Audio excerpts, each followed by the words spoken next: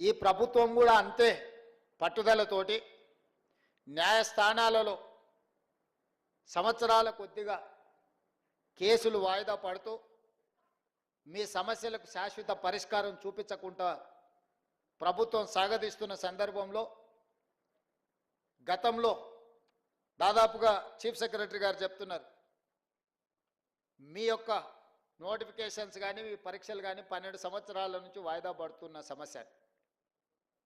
ఈరోజు ఇక్కడ ఉన్నవాళ్ళు 12 సంవత్సరాలు అంటే 22 ఏళ్ళకో 23 ఏళ్ళకో 24 ఏళ్ళ యుక్త వయసులో మీరందరూ పోటీ పరీక్షలు రాసి ఇందులో ఉద్యోగాన్ని సాధించి జీవితంలో స్థిరపడి మీ తల్లిదండ్రులను ఆదుకొని మీ కన్న తల్లిదండ్రులకే కాదు మీరు పెరిగిన ఊరికి ప్రాంతానికి మంచి పేరు ప్రతిష్ట తేవాలని మీరు ప్రయత్నం చేశారు.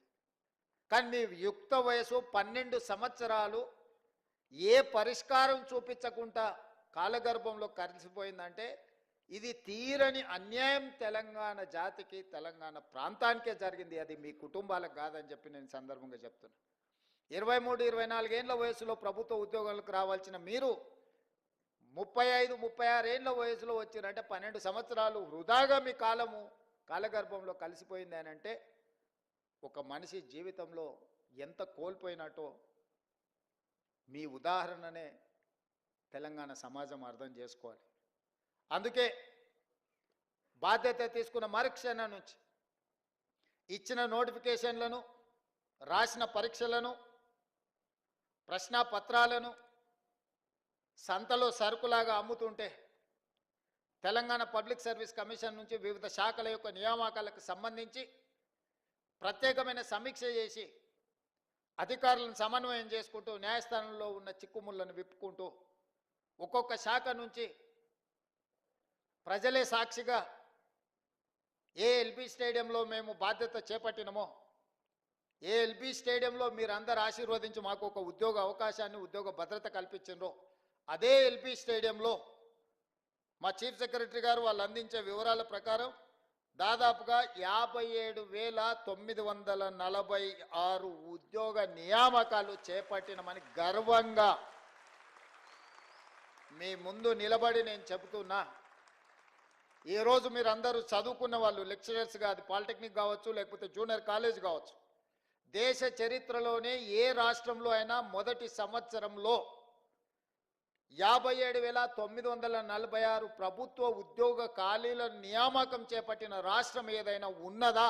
మీరు సమయం తీసుకొని మీరు మొత్తం వివరాలు సేకరించి మళ్ళీ తెలంగాణ సమాజానికి మీరు చెప్పండి.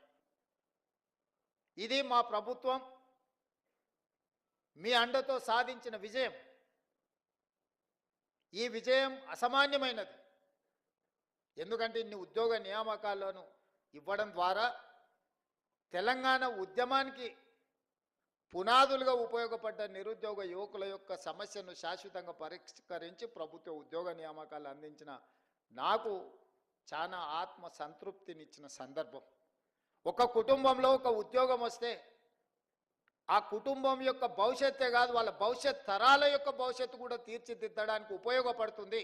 ఈరోజు ప్రభుత్వ ఉద్యోగ నియామకాలలో మీరు అభివృద్ధి పదం వైపు నడుస్తే మీ భవిష్యత్ తరాలందరూ కూడా ఒక క్రమ పద్ధతిలో అభివృద్ధి జరగడానికి ఉపయోగపడుతుంది. మీ ఒక్కరికే పరిమితం అయ్యేది కాదు, మీకు మీ ఊరికి మీ కుటుంబానికి ప్రయోజనం చేకూర్చేది. ముఖ్యంగా విద్యాశాఖ ప్రభుత్వ ఉద్యోగాలలో అన్నిటికంటే కీలకమైనది విద్యాశాఖ.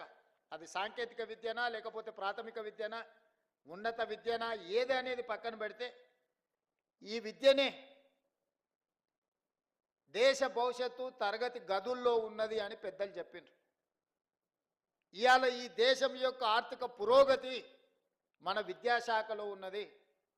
ఈ విద్యాశాఖనే భవిష్యత్తు విద్యార్థుల యొక్క భవిష్యత్తును తీర్చిదిద్దవలసిన మీ సిబ్బంది ఈరోజు ఆ బాధ్యత తీసుకొని తెలంగాణ నిర్మాణంలో భాగస్వాములు కాబోతున్నారు.